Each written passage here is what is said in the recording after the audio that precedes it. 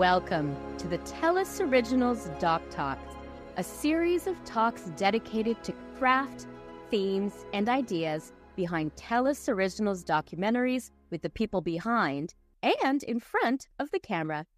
I'm your host, Sabrina Rani Furminger, and for this episode, we'll be talking to Hayley Morin about I'll Tell You When I'm Ready.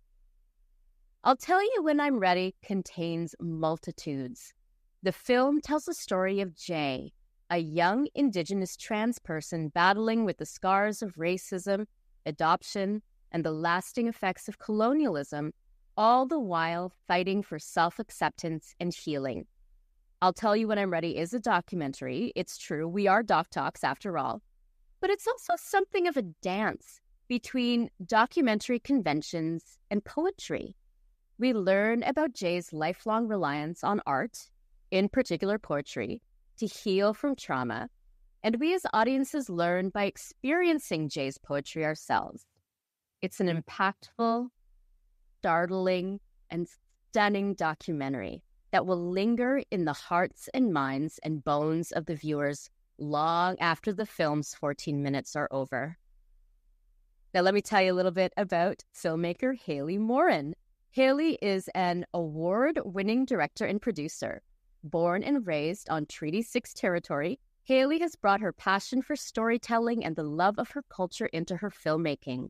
Hayley's work has been featured on ESPN, The New Yorker, Crave, and TELUS Originals. She has also been fortunate enough to screen her work at festivals such as TIFF, South by Southwest, Tribeca, and Film Regard. Today, we are the fortunate ones because we get to speak with Hayley about her journey with I'll Tell You When I'm Ready, and also what matters to her as a filmmaker. Hayley Morin, welcome to TELUS Originals DocTalks. Awesome. Thanks, Sabrina. I really appreciate it. So, Hayley, where do we begin? Let's begin before the beginning. How did this film come to be? What's its origin story? So it's kind of an interesting one and kind of unlike any other sort of start to how I've done a film. I actually got approached by the production team at Salazar, Jeff and Nathan, and we had kind of been hitting each other up over the years of like, I have friends who know you. I have friends who know you, like, hopefully let's get together and work. And it kind of just never was able to get off. But I got an email from them about 2 years ago being like, hey, we're pitching this thing to TELUS. We are pitching it as a part of a series, but we think it'd be really cool if you come in as a director for an episode. And we would love to sort of pair you up with this really great poet in Vancouver. So it was a very interesting process because I didn't know Jay prior to the film at all. Yeah. So we went on this like crazy blind speed date with Jeff Petrie from Salazar in the spring when the funding got approved and we got okayed on the project. I went to this coffee shop on Commercial Drive with Jay. I said, hey, do you want to make this film? And she said, sure. And then a couple of weeks later, we were up and down Commercial Drive with the big camera on a couple of buses in Vancouver. The rest is kind of history. That is amazing because often we hear about, the filmmaker approaching the person and being like, I heard about you or whatever. And it was like you were brought together. And it was almost like that they were going to tell Jay's story. Like they really wanted to tell Jay's story. And so they brought you into that's fascinating. So that first conversation then, that speed dating session, as you called it, in the coffee shop, like what were some of the conversations that you had with Jay, to kind of like suss out, if this was somebody whose story you wanted to tell, and what kind of questions did Jay have for you? Mm-hmm.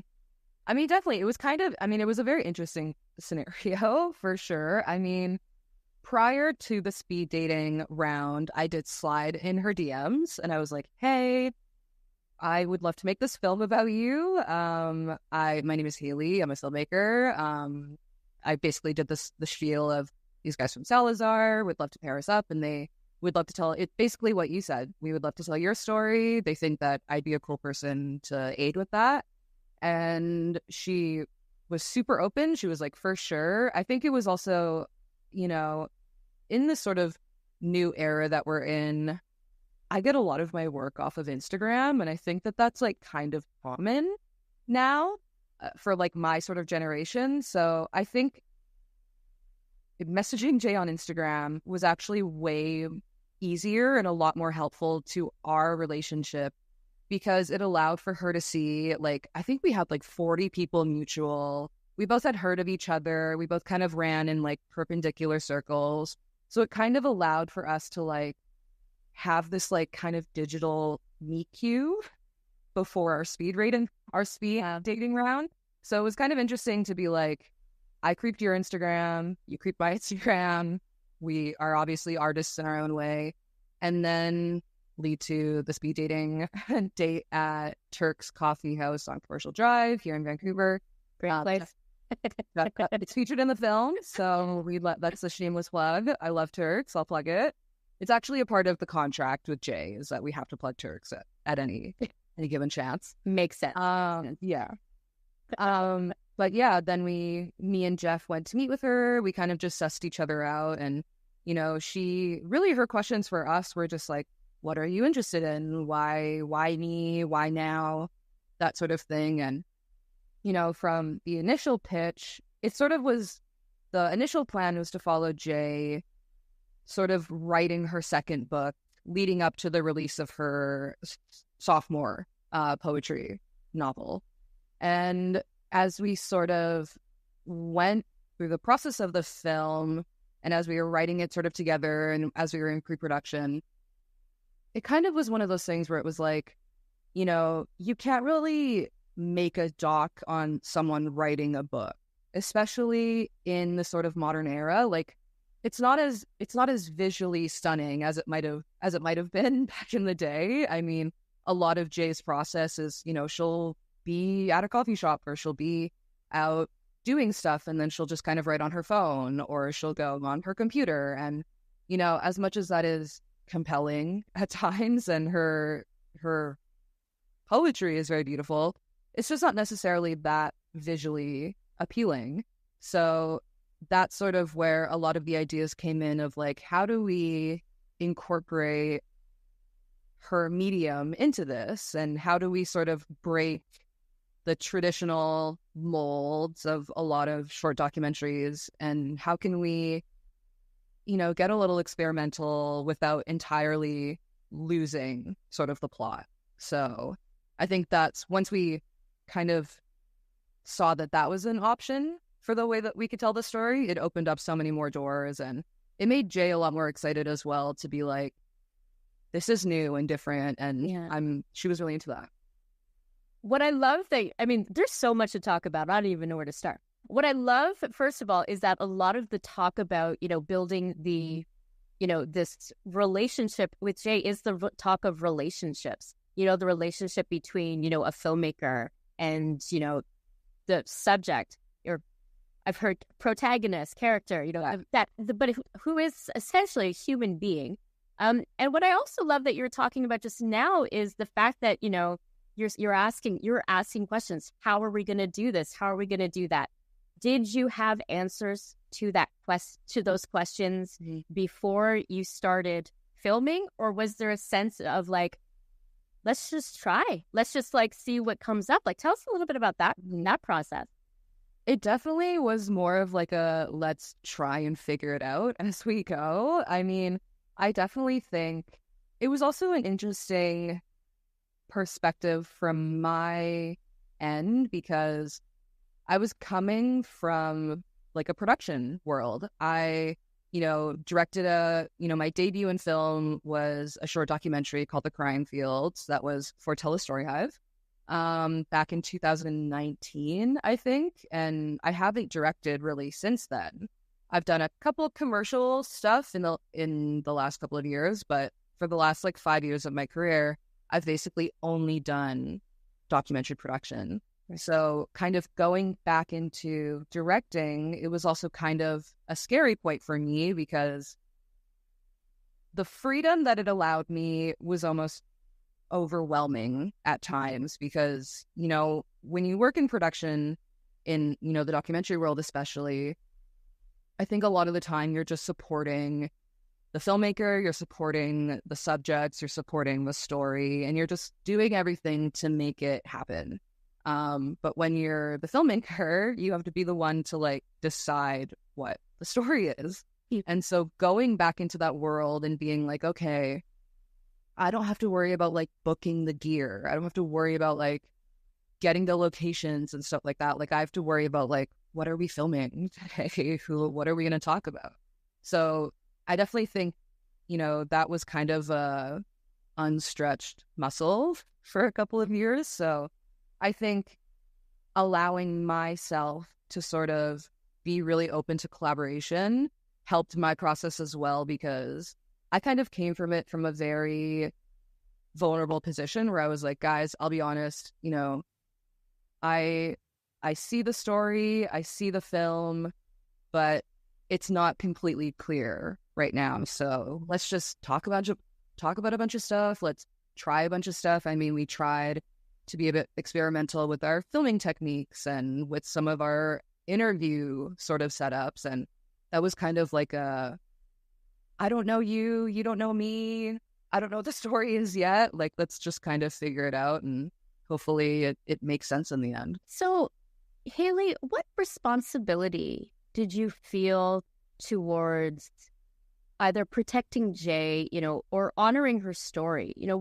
We talk about a lot of big topics in this film. The film started with a content warning, advising audience members to take care because of the stuff that is discussed in the film. So what steps did you take, before, during, or after filming to ensure that you honored Jay and her story and that she was safe and not re-traumatized, through the act of telling her story? I mean, that was really big for us. And that's something that's really big for me in sort of all of my work, especially working in the documentary sector. I think there's a lot more conversation happening around that now, which is sort of, where is the line in storytelling of telling someone's story because it's valid and it's what happened to them, and then telling it for the purpose of basically re-traumatizing or monetizing off of that trauma. And it's something that, I think I should continue to be a conversation. I think that that's something that we're never really, you can't separate those things, especially when you do sort of sensitive projects like this or some other ones that I've worked on in the past. But I think, a lot of the process of this film really just, it will always kind of go back to that level of collaboration that Jay and I sort of had from the beginning. And I think early on, I sort of realized there was, especially, our lack of history, sort of the way that we were kind of thrown together, it was going to be really hard for me to tell her story without feeling exploitive at times. Mm-hmm. So I think from the beginning, I really had that in my mind where, I want Jay's help on this, because I don't just want it to be this conversation where I'm asking you to tell me every bad thing that's happened to you, and then you don't know anything about me, and then I get to go home at the end of it. So definitely a lot of what happened in the process of filmmaking is, we would hang out after, we would hang out for an hour before. I think a big thing that really helped us in the comfortability of making the film as well is we had such a small crew, and really a lot of the time it was just myself, Jay, our cinematographer Diana Perry, and then one of Jeff or Nathan. I think only one of the days they were both there present. But I think having that as well, it being the sort of intimate, safe space that we were creating, I think what really factored in well for us as well when it was just Jay, Diana, and myself is that it sort of created this circle of Indigenous women who are able to hear each other out and support each other. And, there were times where we would film a scene or we would film an interview and Diana, myself, and Jay would start crying in the middle of filming, and we kind of would take a moment and talk about other stuff. And I think a big thing too that, is a big tool with Indigenous storytelling as well is that there was also a lot of laughter on our set, which I think is huge for sort of the process that we were going through. Jay and myself, we have really complementary personalities, which is awesome and which worked out really great. But, we would sort of go from telling these really dark things. We would go through her foster care file. We would go through these sort of points of her life that were a bit low. And then as soon as the cameras were down, we were sort of just laughing and looking at stuff on our phones, talking about going out. I think that also helped us as well. Is the first scene in the film that we actually filmed was the end with Persephone and her performing at the birdhouse.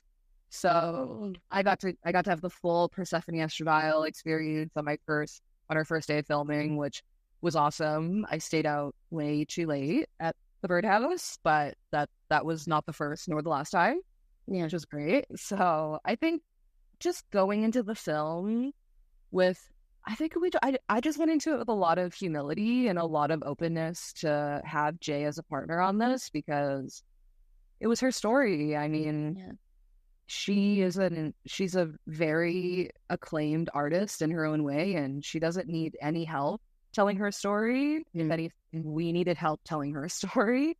So I think just us and, Diana, Jeff and Nathan, we all just went into it with a really collaborative mindset, and that just allowed us to get the most out of Jay and out of the project.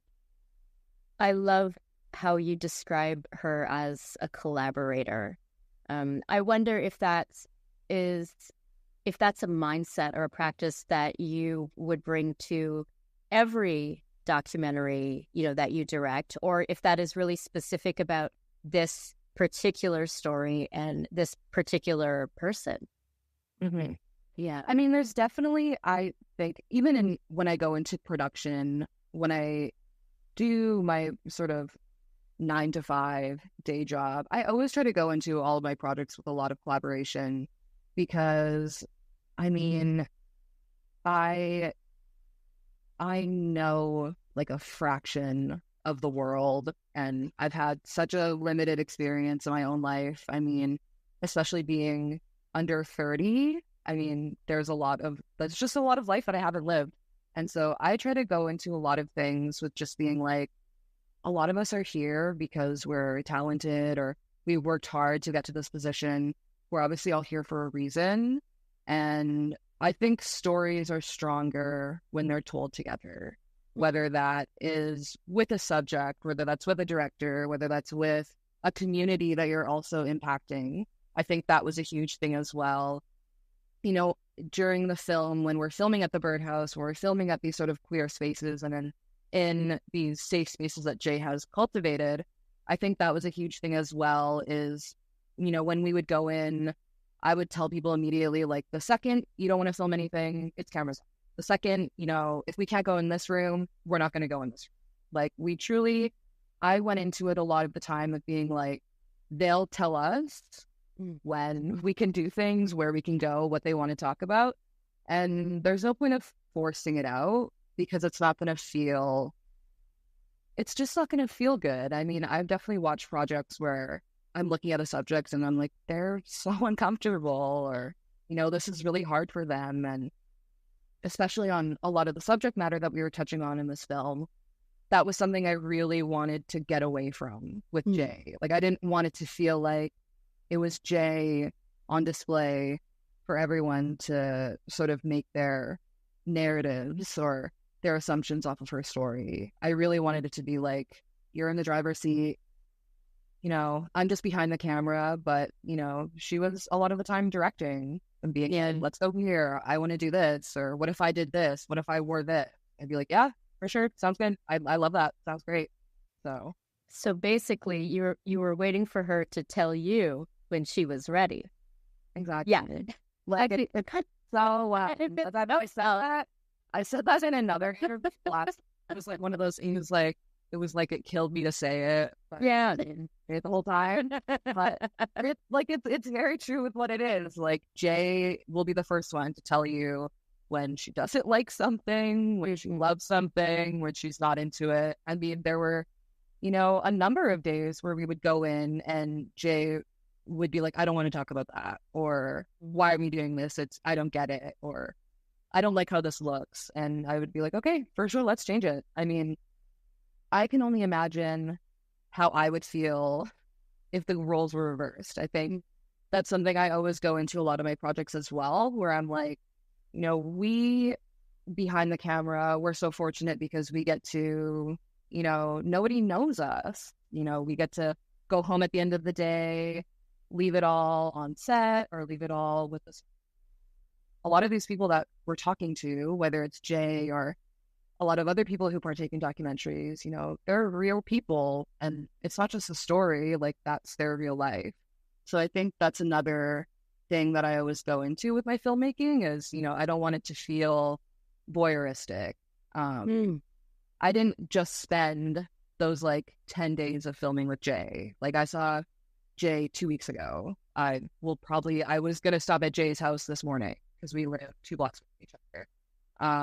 So she's someone that I still keep in my life because I love having her in my life, and we were able to really cultivate a connection on the film, which I hope shows, and I hope that it was able to see with the level of vulnerability that we got from her. Yeah. Where did the title come from? Who suggested it? And what kind of thought and meaning, went into it? I think, I don't even know. I'm so weird with naming projects. Like a lot of people, I think a lot of people put a lot of stock into it. They're like, it's the first thing I thought of, and then the story came after. Pretty much every project I've ever done, it's like the last thing I think of. I'm like, I guess let's call it J unnamed story. Like, I don't know. But I think it was a conversation that I had with Jeff and or Nathan, and they just kind of threw it out there. Like, what do you think of this? And I was like, that sounds super awesome. Actually, I really like that. So I can't take too much artist, favor for the name. I really have to give that up to the guys at Salazar. Wow.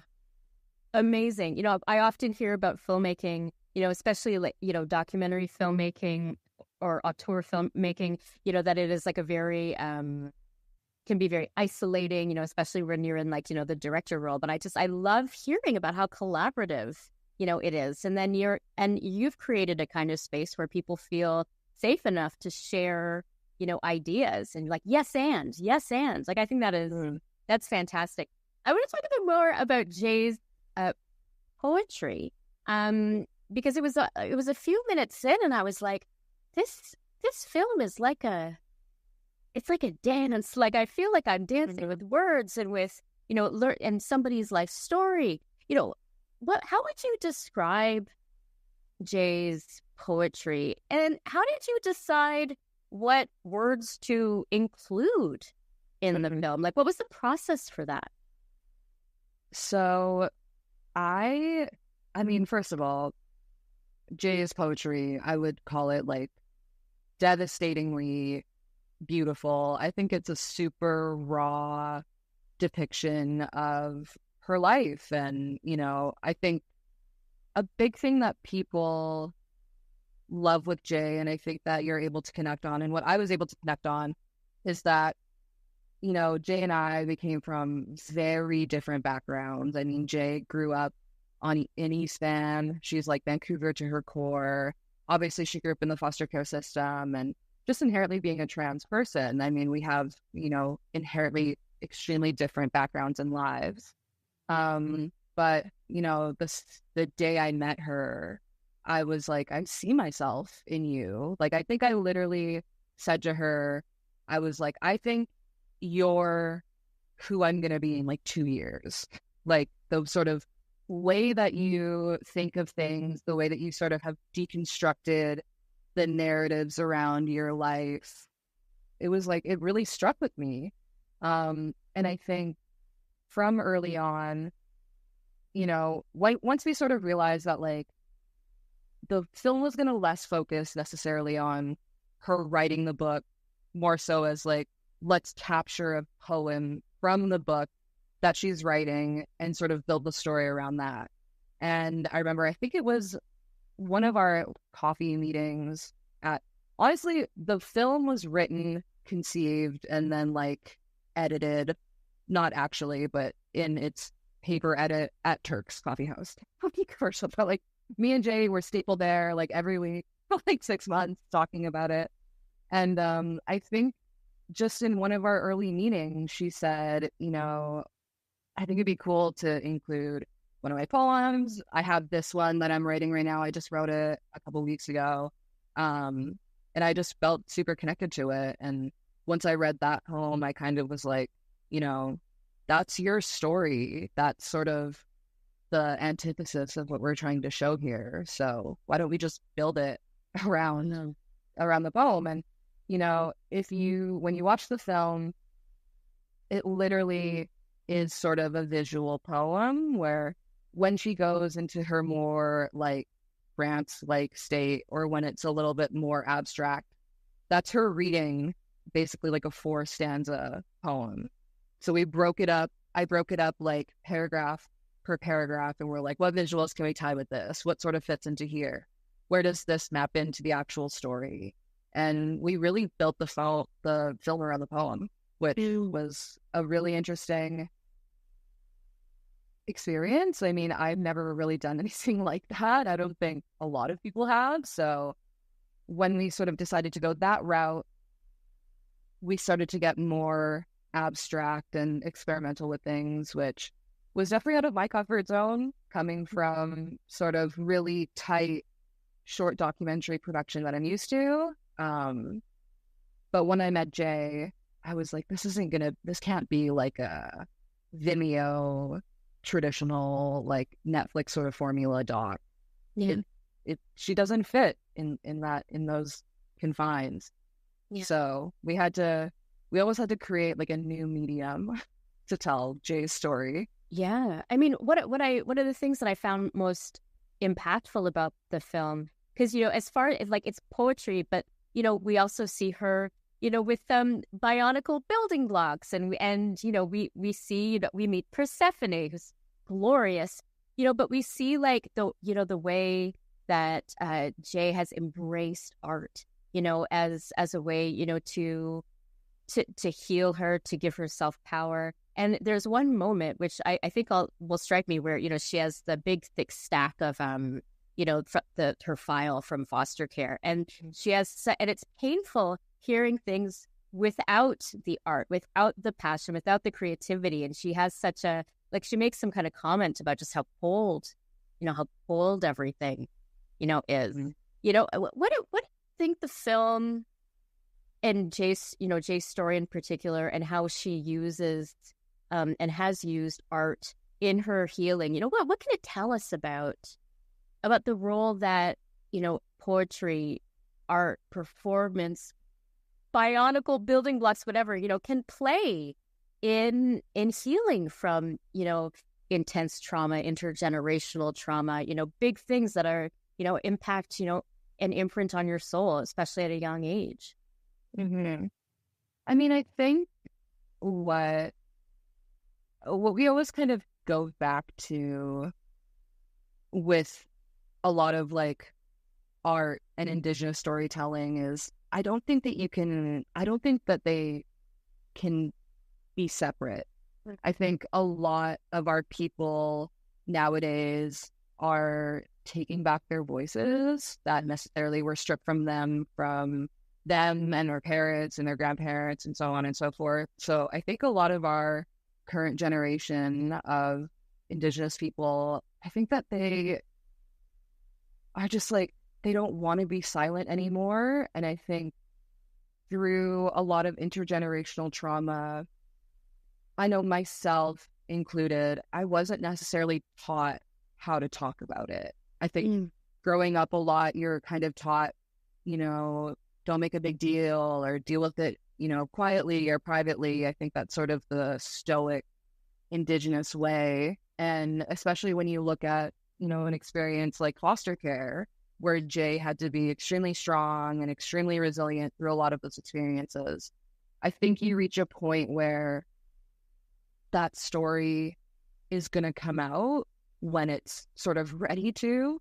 And because a lot of our people necessarily don't have the words to talk about it, I think we've just cultivated this way of making art to heal.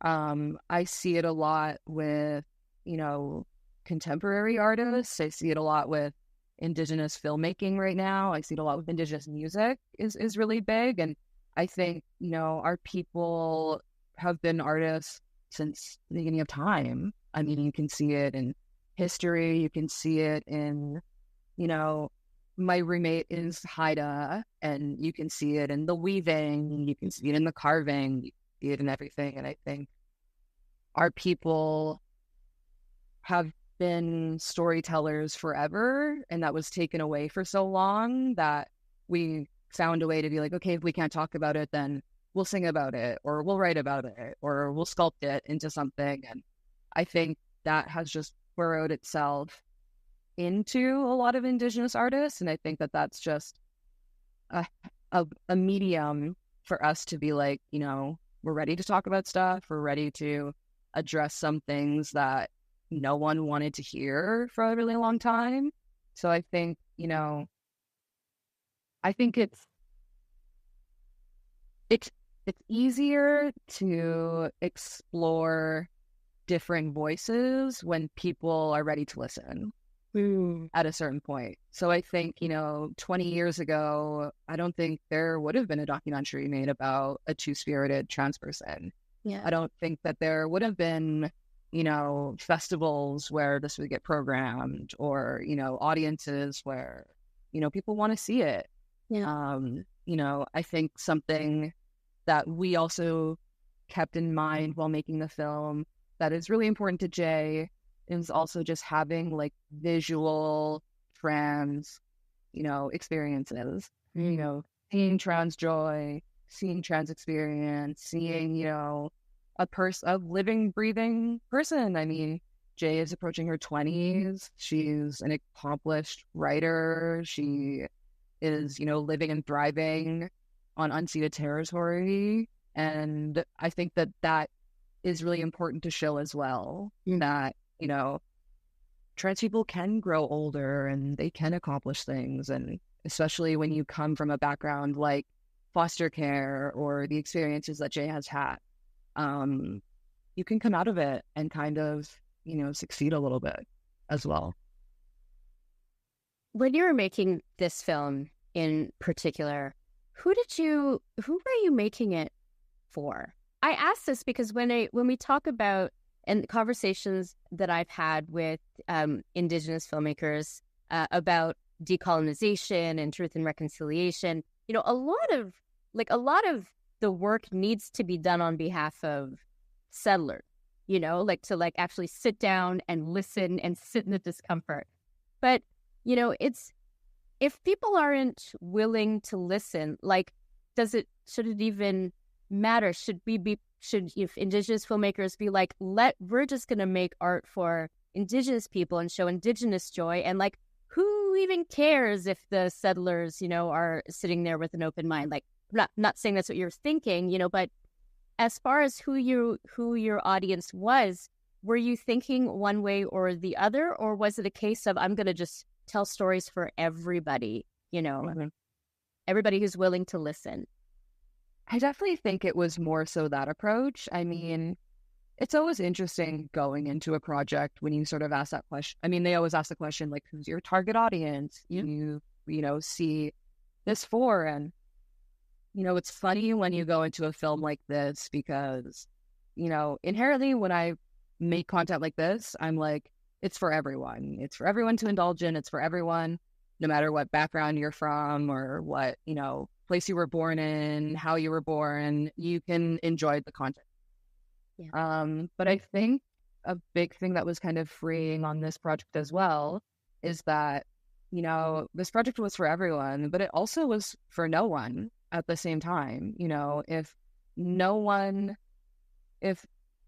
from the masses sort of liked this project, that wasn't on our minds when we were making it. Like, if no one watched the film, if it got 0 views on whatever streaming platform it was on, I would have been completely okay with that, because the film was made to tell Jay's story in whatever medium that were to come out in.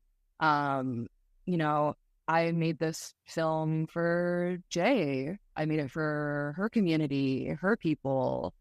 If everyone who watched the film hated it, they didn't like it, and if Jay loved it, and if she felt like her story was told, that to me is like 100% success rate.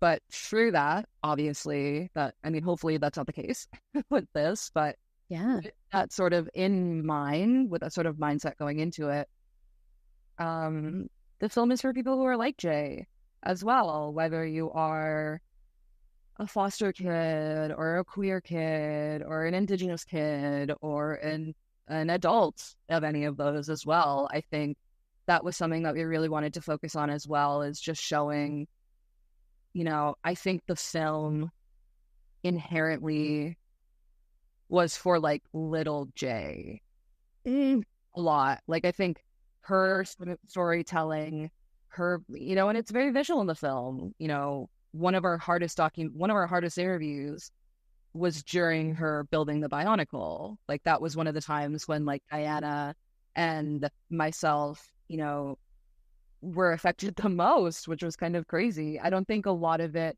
at least visually, went into the film, but a lot of sort of the audio that you hear from that Bionicle interview.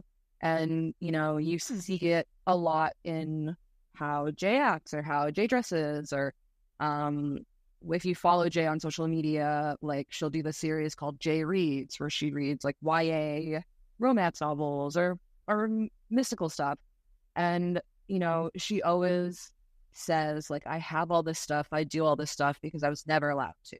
Like, I was never allowed to have Bionicles when I was a kid. That's all I wanted. So now that I'm an adult, I have 35 of them.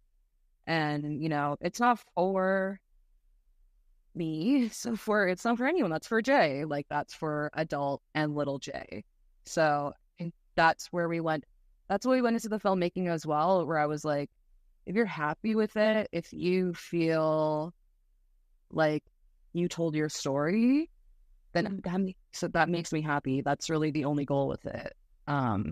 So, you know, whether the film is for everyone or no one or little Jay or, you know, kids who are like Jay, I think the film is really just there to show people who are like Jay. And, you know, there's a lot of films, there's a lot of content out there made by a lot of people who look the same, a lot of stories who are the same, a lot of narratives that are the same. So why can't Jay have hers as well?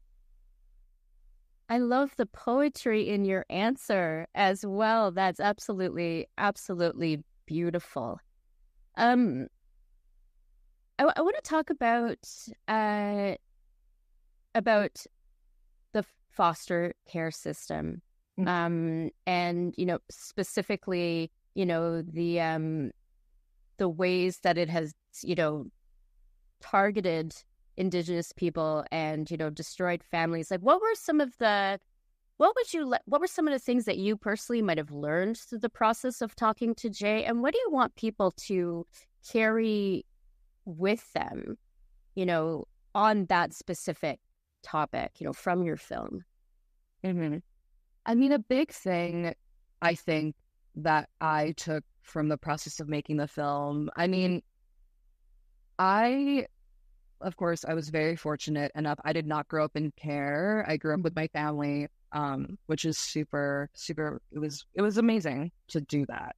But my mom growing up worked for a social services agency. My cookum was a teacher.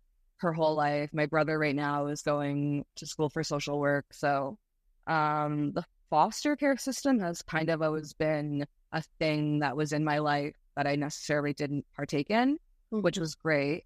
But, you know, my family was not shy when I was growing up. You know, on this film, I think we focused less on education and that aspect, and then just more so on just telling Jay's story. Yeah. That was something that really came up when we would go through the file and, you know, we would go through the storytelling aspect of it. A lot of the time Jay would say, like, I don't need to teach people why it's bad, or it's not my job to educate people. You should look it up, or you should know what's happening in your community, essentially. So I think we strayed away from that aspect just to respect sort of Jay's outlook on it. And I shared a lot of that as well. But I mean, something that I hope that people take from the film is that, you know, if you feel like you didn't get a lot of information in the wide aspect from the film, then you might need to do your own research on that end. Something that I would always say, you know, we talk about residential schools, we talk about the 60s scoop, we talk about all of these sort of, you know, tragic things in Canadian history, but something that we don't really talk about that is a big phenomenon is called the millennial scoop, which is essentially the foster care system in modern times. I don't have the exact statistics in front of me, but I feel very confident in saying I would say a high percentage of kids in care are Indigenous kids. A lot of them are taken outside of their communities. A lot of them are not kept within their families or within their communities. And there's a lot of research by people who are a lot smarter than I am who can tell you why that has systemic effects on our people and on our communities, and why there is sort of this push to keeping kids within our own communities. I think something that you can really take from our film is seeing the effects of when that doesn't happen. I mean, Jay talks very vulnerably about, you know, her negative experiences in the foster care system, especially in the BC foster care system, especially being a Métis child. I think that there's a lot of sort of layers to that. And I would just say that, you know, whether it's through our film or through your own research, I think that you can make your own sort of opinions on the system. But Jay, you know, survived it. I think that that's sort of the big thing that we wanted to focus on with our film is that, you know, when we go back to this question of like talking about negative experiences, talking about trauma in film, I didn't feel necessary to put Jay back into the foster homes. Like, I really wanted to focus on like, this is the past. I mean, you have this filing case full of, you know, stuff from your file, and, you know, that's where it lives now. It lives within sort of the confines of the papers and of the binders and of the box that it lives in. But, you know, Jay is 10 years out from care. She has, you know, sort of gone through her life as she has, and I think as a lot of kids in care have done. But what I will say is that, you know, like I said, you can come out of situations thriving, even if the situation was like very, very terrible. And I think that that's what a lot of our people have had to do, sort of because of sort of the cards that a lot of Indigenous people are dealt with from a young age. I think that when there's success with our people, when there is accomplishment with our people, you know, a lot of that comes out of, you know, working through trauma, or it comes out of working through circumstances that aren't necessarily the best. So I would just say that Jay's story is, you know, very unique, and it's very at times it can be very colorful, as you see in the film, but, unfortunately her experience is not super singular, and there might be a lot of other people who have experienced similar things in that system. Yeah. How did the experience of making this film change you as a filmmaker? Like, how do you think you're going to be carrying this film, with you into other projects? I mean, it's huge. It has really, really affected me. I mean, on a personal level, I have a new very close friend. Like I said, I see Jay a lot. We're quite close. We've stayed in constant contact since the film wrapped, which has been super awesome. I think also, it really just like revived my love of directing as well. I think that was something that was, when you fall into the like world of production for so long and you kind of stop directing for a while, I think I think this is common in like other fields as well, but you kind of convince yourself that you can't do it anymore. And you're like, I could never direct again. Like I'm a producer now. Could never, have that sort of creative control. And, coming on a project like this, having such a great team, having such a positive experience like I did with Jay, it, allowed me to be like, okay, like, I have some merit in this industry. I have a voice as well alongside Jay.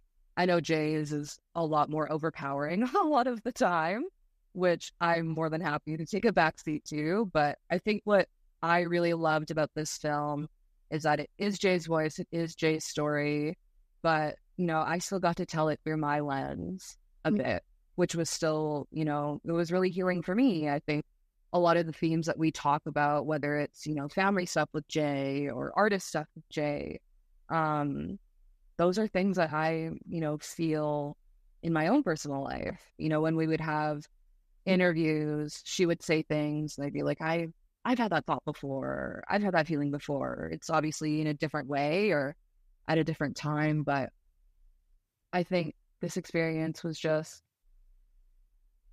like super lovely a lot of the time. And I think when you have projects like that, it just makes it easier to have faith in like what you're doing and why you're doing it.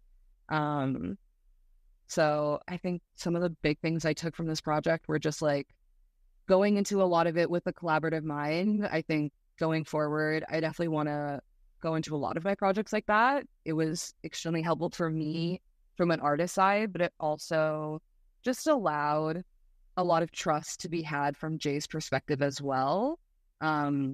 Jay had no shame in telling me when she didn't want to do things or when she was uncomfortable or scheduling wise, if she was like, this day doesn't work for me, or I prefer to do this at this time. It just makes it easier as a filmmaker as well, because when you're telling someone's story, it's not going to feel genuine if you have to force it out of them or if you can tell that they're uncomfortable when they're telling it. So I just think you're going to get better results if you're on it as a collaborative team from the beginning. It makes it easier to be like, this is sort of the route we're going in, or this is the outcomes that we want to reach.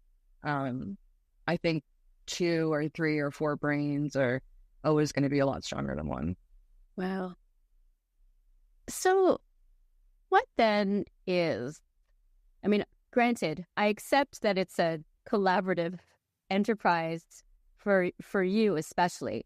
But what is a Hayley Morin documentary? Like now that you've directed this and you have your other work as a director as well, what needs to be present in a story, quote unquote story or personal story, for you to invest your time, your energy, your passion, your love into it? Mm-hmm.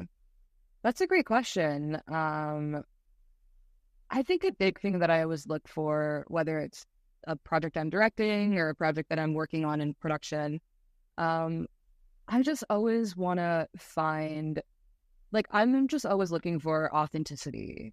whether it's with an artist like Jay, or I do a lot of sports documentaries as well. And I find that you're never going to get raw or emotion or storytelling, or you're never going to see people at who they truly are than you will with like a really powerful documentary.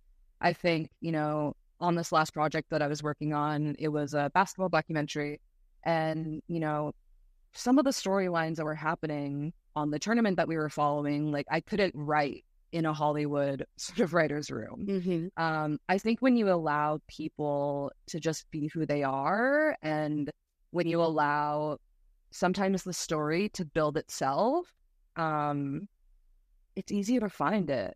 I find that when I go into a project, I always have sort of a skeleton, or I always have an idea of like what the true story is or what the outcomes we want to do. But I kind of go into a lot of my projects being like, let's film a bunch of stuff and then we'll kind of find the story in the edit.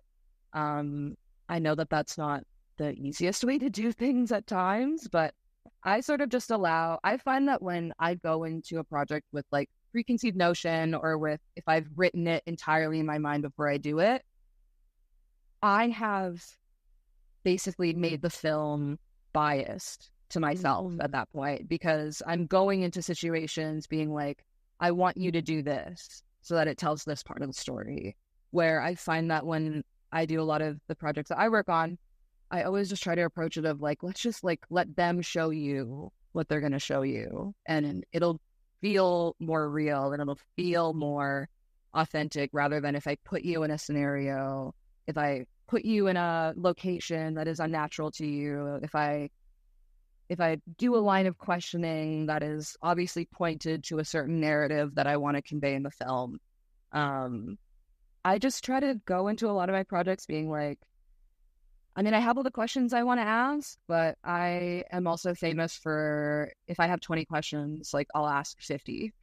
Like they'll tell me something and I'll expand on that, because I think if you allow yourself to be adaptable, especially creatively, it just, I always find that it just makes the film better. It makes the story feel more authentic. You get better stuff out of your subjects that they might be unwilling to tell you if you go about it in a different way. Yeah. So I always look for authenticity. I always look for just like, I mean, you'll always kind of hear this with documentary filmmakers, but like, I just want to tell like real people's real stories. If I wanted to write characters or, make stories that have preconceived narratives, I would just write films in that point. I think it's easier to see the heart of a person when you can tell that they're enjoying the film that they're making. I think that's a big thing as well. I mean, what I get from your answer there too is, and I haven't heard this from other documentary filmmakers really before, is that listening, active listening during the process, of connecting with the person, with that real person that you're telling the story about, like, is an important part of being a documentary filmmaker. Active listening. And I love that, because, I mean, I try to do that with my interviews too. Have like my map of questions, and then I'm like, let's just see where the conversation takes us. Literally what we've been doing today. Okay, well, I do have a couple of questions left. One is specific to Jay. What was like a question that you asked Jay that was either like your favorite question to ask Jay, or that, brought like the most unexpected answer? That's a good question. I would say a lot of the stuff that like allowed us to connect deeper, like didn't make it into the film, because a lot of our connection was built in between takes, like when it was like us setting up for stuff. I think it's, again, going back to like, when we're dealing especially with a lot of like heavy stuff on set, or when we're dealing with heavy subject matter, or when we're talking to someone about their trauma, a big thing that I try to go into as well, and it's obviously you have to read what's appropriate with the subject and sort of the situation that you're in, but I always tried to make set very light as well. And, I allowed Jay to joke around with us. I always wanted to make it where I was joking around with Jay. I think that was like huge for us to be able to like have these really intense moments where we were crying together. And then we were able to like go grab a bite and laugh together for like 2 hours. Like infamously, me and Jay like will meet up and go for coffee, and then I'll be out until like 4 a.m. with her. Like not even doing like crazy stuff. Like we just will like I went to like a poetry thing, and I was out until 7 a.m. Like I don't know. Wow. I don't know what was happening. I love the documentary about that night too. Adventure with Joy and Hayley, right? I think it'd be more about me than about Jay, and I don't know how fun that would be. But I would say Jay, she brings out like do you just have those friends where they kind of just bring out like a crazy side to you or like a weird part of your personality? Like Jay just like, I always feel kind of like a gremlin when we hang out. Like it's like, don't feed after midnight. Like don't let them hang out for too long because like it's just like going to be a monster after a while. But going back to your original question, I would say a big thing that was like, I like really loved on the film that we ended up really expanding on was the Bionicle stuff. I noticed it when I first walked into Jay's house. I was like, oh my God, you have like a crazy amount of Bionicles. And she was like, yeah, I love them. And we kind of talked about it. And it was kind of a joke at first, but it was like, what if I built a Bionicle while we were doing this interview? And I was like, sure, why not? Like, I don't care. Like, that's kind of fitting for that interview. We kind of talked about more childhood stuff. We were kind of talking about what they mean and, the artistry behind it. And like I said, it got shocking because that was like our most emotional interview. Like I just remember being like cramped in Jay's room with our cinematographer Diana, Jay on her bed, me like in like a little corner, like hutched together, watching Jay like build and tear apart this Bionicle, and like all of us are just like silently crying while we're filming this. I think Nathan, our producer, was like playing his Nintendo Switch in Jay's living room. So it definitely allowed for their, I mean, that just kind of talks about it. Oh, sorry, I moved my camera up. That kind of goes back to what I was talking to initially, where, we're talking about these really serious subjects, but, it's kind of funny in the big scheme of things where you're like, you're building like a 2005 child's toy. Like they don't make Bionicles anymore. So stuff like that was just like some really fun surprises that we got to endure on the making of the film. Oh, amazing. So for our final question then, I want to bring it back to your audience, the viewers. What conversations would you like to inspire, or what kind of emotions, would you like to elicit in the audiences, when the credits are rolling on I'll Tell You When I'm Ready? Mm-hmm. I mean, a big thing that I would love for people to take from the film is that, and this might sound a little like kind of weird, but, Jay is a real person. This is a real person's story. And at times it can be extremely beautiful. At times it can be extremely heartbreaking. But, like I'd said previously, Jay's story is not, I'm sure, uncommon in certain circles of the world. So what I would love for people to take from the film is that, people like Jay can go through the things that she has been through, but, she's still here. I mean, I think that that's a huge thing that I do with a lot of my projects. I think on top of, in this film, the queer visibility, the two-spirit visibility, the trans visibility is really important, but sort of the underlying theme that I go through with all of my projects is, visibility of underrepresented communities. A lot of my work falls into Indigenous communities, with myself being Indigenous. So, Indigenous visibility it's huge for me. It's one of the most important things to me because it's something that I didn't grow up with, and that a lot of kids my age, older, slightly younger, didn't get to grow up with at all. So, I think a big thing that I just want people to take away from is that, you got to see an Indigenous trans person on screen. And, that's huge. I think nowadays with sort of the topic of like representation and, now where people are finally catching up and we are seeing a lot more representation in modern media, I think that at times you can get fatigued with that kind of stuff, or when you see it more, you can be like, oh, it's not a big deal. Like, it's not a big deal that there's two parents in that commercial, or it's not a big deal that even the supporting character is a person of color now. But it's still a really big deal. Jay wasn't in a film 2 years ago or 3 years ago or 5 years ago.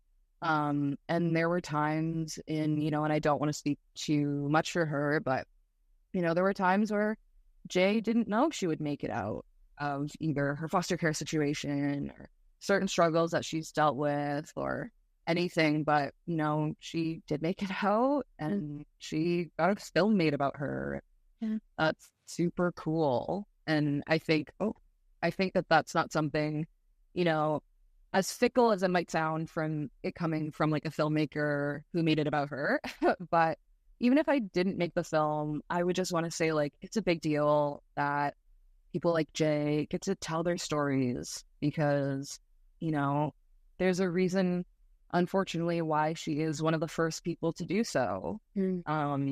But I really hope that she's not the last. And I hope that films like this get to create more spaces for that. They can create more conversations around stuff like that. They can create more visibility for kids and people like Jay.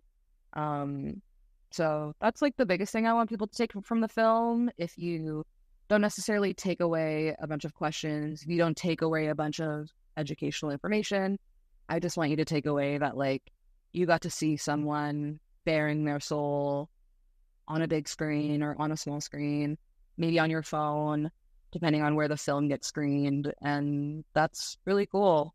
And that's not something that happens for everyone. And it hasn't happened really ever. So I think that's really cool. I completely agree. Thank you so much, Hayley Morin, for joining us to talk about I'll Tell You When I'm Ready. And thank you for listening to the TELUS Originals DocTalks. And again, to our guest, Hayley Morin. Watch TELUS Originals documentaries at TELUS Optik TV Channel 8 and watch.telusoriginals.com. And follow us at TELUS Originals on Instagram. DocTalks are a production of TELUS Originals.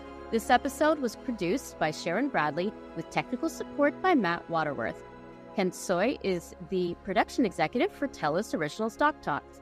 DocTalks are produced on the traditional and unceded territory of the Musqueam, Squamish, and Tsleil-Waututh Nations.